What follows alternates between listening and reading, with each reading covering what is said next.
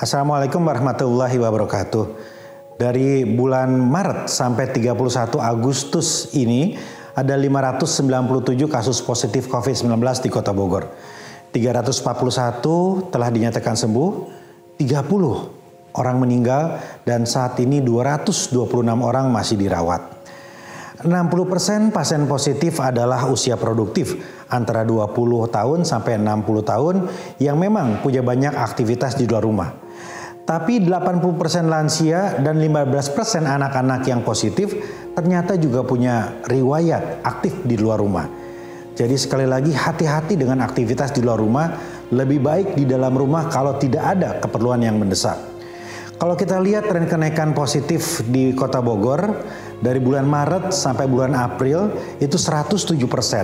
Ini bulan pertama karena belum ada pembatasan. Setelah ada kebijakan PSBB dari April sampai Mei, ini turun 50% karena penerapan PSBB. Tapi kalau kita lihat kembali, setelah ada pelonggaran, setelah mulai ada kebijakan relaksasi, dari Mei, Juni naik kasusnya 154%. Di bulan Agustus ini bahkan kasusnya naik sampai 215%. Karena kesadaran warga atas protokol kesehatan mulai menurun. Covid-nya naik, kesadaran warga menurun.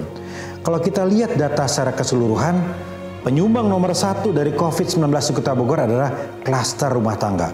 58% nomor 1. Tadinya klaster yang terbanyak adalah yang disebabkan penularan dari luar kota. Tapi saat ini penularan dari luar kota 8%. Jadi transmisi lokal sudah terjadi.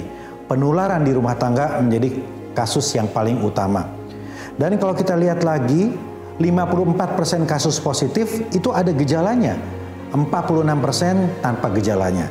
Jadi COVID-19 ini sebagian besar di Kota Bogor bergejala. Peta Bogor hari ini adalah 115 RW di 51 kelurahan berstatus zona merah karena ada kasus positif yang cukup signifikan. Di RW zona merah ini dilakukan pembatasan aktivitas warga. Tidak boleh berkumpul, berkerumun, dan dijaga oleh RW siaga dengan dibantu oleh aparat. Babinsa, Babin Kamtipmas, Kecamatan, dan Palurah memonitor. Sebaiknya di RW merah ini tetap di rumah kecuali ada kebutuhan yang mendesak. Pemerintah Kota Bogor juga membuat kebijakan jam 6 sore toko, rumah makan, restoran tutup, dan di atas jam 9 malam ada pembatasan aktivitas warga. Sekali lagi pembatasan, bukan pelarangan. Karena di atas jam 9 malam masih memungkinkan warga untuk beraktivitas mencari nafkah atau hal-hal yang mendesak.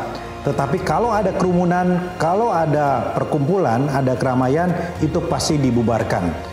Ini adalah strategi, ini adalah ikhtiar untuk mengurangi aktivitas warga di luar yang bisa menimbulkan potensi penularan COVID-19 di Kota Bogor.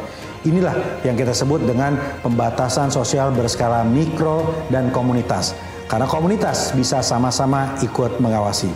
Warga Bogor, kita jaga keluarga kita tercinta, kita sama-sama ikhtiar secara maksimal untuk memenangkan pertarungan melawan COVID-19. Wassalamualaikum warahmatullahi wabarakatuh.